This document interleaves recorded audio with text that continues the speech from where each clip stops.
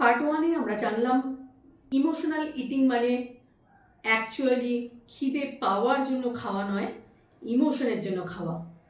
কিন্তু একটা প্রশ্ন এখনও রয়ে গেছে, স্ট্রেস হলে কেন চকলেট, মিষ্টি, আইসক্রিম, চিপস, পিৎজা এগুলো খেতে ইচ্ছা করে? এর উত্তর লুকিয়ে আছে একটা হরমোনের মধ্যে, কর্টিসল। প্রথমে জেনে নিই কর্টিসল আসলে কি। কর্টিসল হলো আমাদের শরীরের একটা খুবই গুরুত্বপূর্ণ হরমোন। এটা তৈরি হয় অ্যাড্রিনাল গ্ল্যান্ড থেকে, যেটা কিডনির ঠিক উপরে থাকে। অনেকে কর্টিসলকে স্ট্রেস হরমোন বলেন, কিন্তু আসলে কর্টিসল কিন্তু আমাদের শত্রু নয়, বরং এটি আমাদের বাঁচিয়ে রাখে। ধরুন আপনি রাস্তা বেরোচ্ছেন, হঠাৎ একটা গাড়ি আপনার দিকে দ্রুত ধেয়ে আসছে। সেই মুহূর্তে কি হয়? আপনার হার্ট খুব দ্রুত বিট করতে শুরু করে, আপনার শ্বাস দ্রুত হয়ে যায়, ব্রেন অ্যালার্ট হয়ে যায়, আপনি দ্রুত সরে যান। এই পুরো প্রক্রিয়ায় কিন্তু কর্টিসল এবং অ্যাড্রিনালিন খুব গুরুত্বপূর্ণ ভূমিকা গ্রহণ করে। অর্থাৎ শর্ট টার্ম স্ট্রেস হেল্পফুল। সমস্যা তখন শুরু হয় যখন স্ট্রেস দিনের পর দিন, মাসের পর মাস, বছরের পর বছর চলতে থাকে, অর্থাৎ ক্রনিক স্ট্রেস। স্ট্রেস দু ধরনের হতে পারে, অ্যাকিউট স্ট্রেস আর ক্রনিক স্ট্রেস। অ্যাকিউট স্ট্রেস যেমন ধরুন ইন্টারভিউ, এক্সাম, প্রেজেন্টেশন, একটা ঝগড়া, এগুলো কয়েক মিনিট বা কয়েক ঘন্টা থাকে, তারপর আবার কর্টিসল স্বাভাবিক হয়ে যায়। ক্রনিক স্ট্রেস কিন্তু যদি প্রতিদিন একটা financial problem, office pressure, relationship issue, family responsibility, sleep deprivation এসব চলতেই থাকে, তখন কর্টিসল দীর্ঘ সময় ধরে বেশি থাকতে থাকে। আর এখান থেকেই শুরু হয় মেটাবলিক প্রবলেম। এবারে বলবো যে how cortisol change your brain. প্রশ্ন হলো, কেন স্ট্রেস হলে আপনার চকলেট খেতে ইচ্ছা করছে? ধরুন আপনার ব্রেন হলো একটা স্মার্টফোন, আর স্ট্রেস হলো একটা অ্যাপ যা সর্বক্ষণ আপনার ফোনের ব্যাটারি শেষ করে চলেছে। ব্রেন তখন দ্রুত এনার্জি চাইছে, আর ব্রেনের কাছে সবচেয়ে দ্রুত এনার্জি দেবার সোর্স হলো সুগার। তাই স্ট্রেসের সময় ব্রেন আপনাকে বলে একটা চকলেট খাও, কি একটা আইসক্রিম খাও, কি একটু পিৎজা খাও, কি একটা মিষ্টি খাও, এতে ভালো লাগবে। আপনি ভাবেন আজকে শুধু তো একদিন, বাট এটা যদি প্রতিদিন চলতে থাকে তাহলে প্রতিদিনই একই ঘটনা ঘটছে। এটাই ইমোশনাল ইটিংয়ের একটা অন্যতম কারণ। এখন আসে একটা সবচেয়ে গুরুত্বপূর্ণ ব্যাপারে, কেন স্ট্রেসের কারণে বেলি ফ্যাটটাই বাড়ে?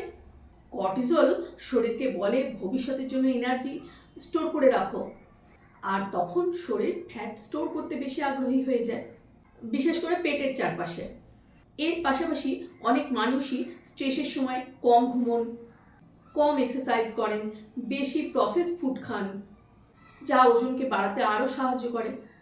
তাই বেলি ফ্যাটের পেছনে শুধু কর্টিসল হরমোন নয়, আপনার লাইফস্টাইলও একটা গুরুত্বপূর্ণ ভূমিকা রাখে। এর সঙ্গে কর্টিসল আর তার সঙ্গে যদি ইনসুলিন জুড়ে যায়, এটা কিন্তু একটা ডেঞ্জারাস কম্বিনেশন হয়ে যায়। আপনি যদি আমার ইনসুলিন রেজিস্ট্যান্সের ভিডিওটি দেখে থাকেন, তাহলে এই বিষয়টা আরও সহজ হবে। স্ট্রেস বাড়লে মানুষের শরীরে এমনি সুগার ক্রেভিং বেড়ে যায়, তারপর চকলেট, কেক, বিস্কুট, পিৎজা, মিষ্টি, চিপস এগুলো খেলে এর সঙ্গে ব্লাড সুগার লেভেলটাও দ্রুত বাড়ে, শরীরে ইনসুলিন রিলিজ হয় বেশি করে, এবং এই সাইকেল বারবার চলতেই থাকে। এর ফলে ইনসুলিন সেন্সিটিভিটিও ধীরে ধীরে কমে যায়। তাই স্ট্রেস ম্যানেজমেন্ট শুধুমাত্র যে মানসিক স্বাস্থ্যের জন্য খুব প্রয়োজন তা নয়, আমাদের শরীরের মেটাবলিক হেলথের জন্যও এটা খুব গুরুত্বপূর্ণ। এখন একটা প্রশ্ন হলো, আপনি কি রাতে 5 থেকে 6 ঘন্টা ঘুমন? তাহলে এটা আপনার জন্য। আমরা যখন রাতে কম ঘুমাই, তখন আমাদের ব্রেন পরের দিন সকালে রিওয়ার্ড ফুডের জন্য বেশি আকৃষ্ট হতে থাকে। অনেক ক্ষেত্রেই চকলেট, মিষ্টি, ফাস্ট ফুড, সুইট ড্রিঙ্কস এর প্রতি আকর্ষণ বেশি বেড়ে যায়। তাই ওয়েট লস যে শুধু ডায়েটের উপরে নির্ভর করে তা নয়, একটা গুড স্লিপও এর পেছনে একটা গুরুত্বপূর্ণ ভূমিকা নেয়। এখন প্রশ্ন হলো, এই যে ইমোশনাল ইটিংয়ের সাইকেল কিভাবে ভাঙবেন? উইল পাওয়ার কি যথেষ্ট? নাকি এর জন্য কোনো সায়েন্টিফিক স্ট্র্যাটেজির দরকার? কোন খাবার স্ট্রেস কমাতে সাহায্য করতে পারে? কিভাবে কর্টিজলকে নিয়ন্ত্রণে রাখা যায়? কিভাবে ইমোশনাল ইটিং ছাড়াই ওয়েট লস সম্ভব? এসব জানবো আমরা পার্ট 3-তে। যদি ভিডিওটি ভালো লেগে থাকে তাহলে অবশ্যই লাইক শেয়ার করবেন, চ্যানেলটিকে সাবস্ক্রাইব করবেন এবং কমেন্টে আমায় জানাবেন স্ট্রেস হলে কোন খাবার খেতে আপনার সবচেয়ে বেশি ইচ্ছে করে। চকলেট, আইসক্রিম, চিপস, পিৎজা না মিষ্টি?